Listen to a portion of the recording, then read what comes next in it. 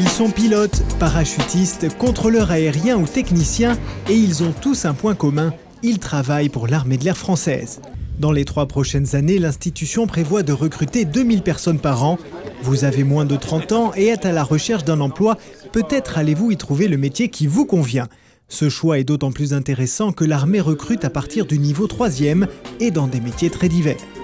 Je suis chef d'équipe de combat. Je suis mécanicienne vecteur sur l'avion Rafale. Donc je suis maître contrôleur depuis le mois de juin. C'est naturellement que je me suis tourné vers l'armée de l'air.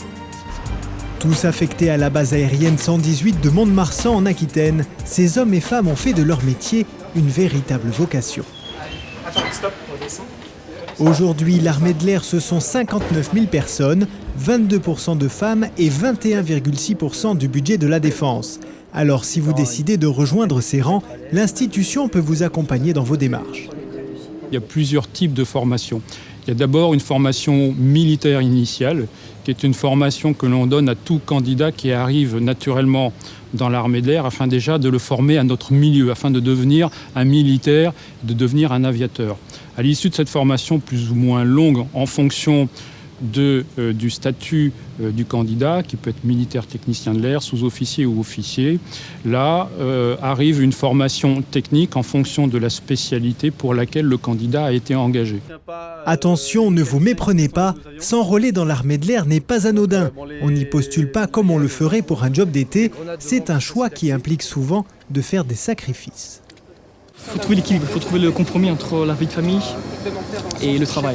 On ne peut pas être dans un travail comme ceci si on n'a pas la femme qui va avec le métier.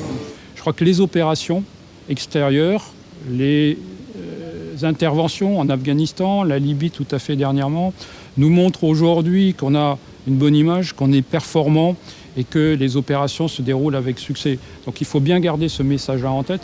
Il y a un risque, il ne faut pas le dénigrer, c'est évident. Cela peut effectivement faire réfléchir. Et d'ailleurs, rien n'est caché aux candidats, les inconvénients comme les avantages du métier. On va voir un petit peu plus tard une photo en très basse altitude. Autrefois à l'image vieillotte, l'institution jongle aujourd'hui sur de nouveaux pôles d'attractivité.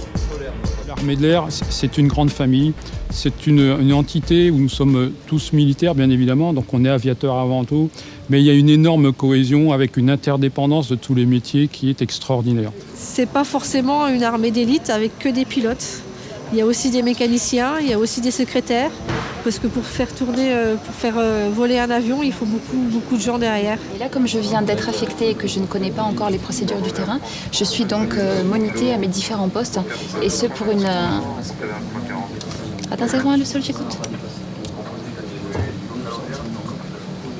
Attends, c'est à rouler, vous rappellerez plateforme dégagée.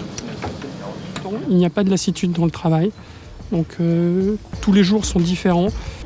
Depuis septembre 2011, l'armée de l'air a mis en place un site internet. Il vous permet de postuler en ligne et de trouver le métier qui vous convient le mieux en fonction de votre profil.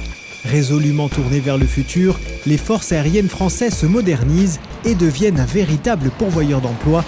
Sa force, permettre à tous de voir un jour sa carrière s'envoler.